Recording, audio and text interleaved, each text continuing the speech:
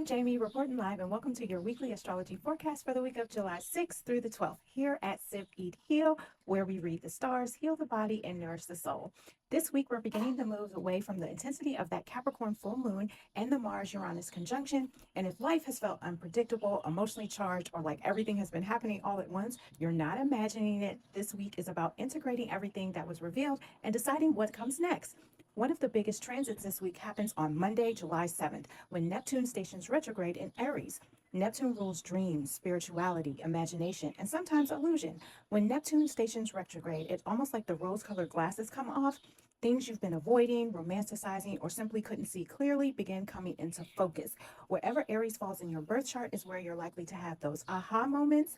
You may suddenly recognize unhealthy relationships, patterns, see a friendship differently, understand why a project hasn't been moving forward, notice subconscious habits, or even become aware of the way you've been speaking to yourself, sometimes addictions. That kind of clarity isn't always comfortable, but it is a gift because you can't change what you can't see.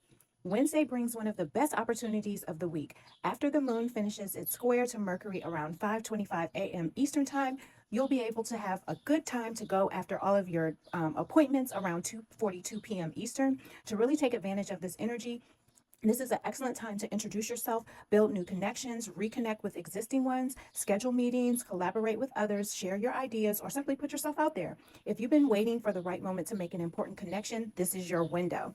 Then on Thursday, July 9th, Venus moves into Virgo. Venus is considered to be in her fall in Virgo, so her energy becomes less about pleasure and indulgence and more about practicality, organization, and improvement. This is a wonderful time to refine your routines, organize your finances, strengthen your relationships through acts of service, and focus on the little details. But don't let perfectionism keep you from making progress. We're also still moving through Mercury retrograde in Cancer, and Mercury retrograde asks us to revisit the past, to reconnect, reflect, reorganize, and reconsider. Cancer naturally rules our roots, our family, our memories, and our emotional foundations. So don't be surprised if old memories resurface or people from your past reappear. It's also a beautiful opportunity to heal family dynamics and reconnect with what truly feels like home. From a symbolic perspective, Cancer has long been associated with transitions between worlds in traditional astrology. You may have been seeing a lot of RIPs on your For You page, and during Mercury retrograde in Cancer, some people may notice more conversations surrounding endings, remembrance, or loved ones transitioning. Personally, I've always viewed an ending as a soul completing its assignment.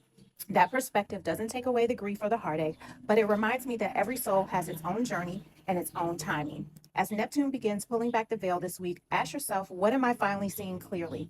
What am I ready to release? And what kind of life do I truly want to create? Next week, we'll have a new moon in Cancer in July 14th, while Mercury is still in retrograde. We're almost through it, y'all, and I'll be sharing how to work with that energy so you can make the most of this new moon. Before you go, don't forget to visit my website. The link is in my bio. Right now, you can join my astrology community completely free, where you can pull your own natal chart, watch today's transits, interact with your chart in real time, view the chart of the day on the home page, and see exactly where the moon is and how illuminated it is. We also meet every month to discuss the upcoming astrology, answer your questions, and I host giveaways throughout the year. If you've been thinking about booking a reading, now is the perfect time. Use code WELCOME in capital letters to receive 20% off a natal chart reading, an astrocartography reading, or a synastry reading. You can also use that same code WELCOME to receive 10% off everything in my marketplace. And before you leave, I'd love to hear from you. Comment below and tell me which house does Aries rule in your birth chart. If you're ready to go greater and get more clarity in that area of your life, drop the house number in the comments. Have a beautiful, peaceful, and blessed week, and I'll see you next time. Peace.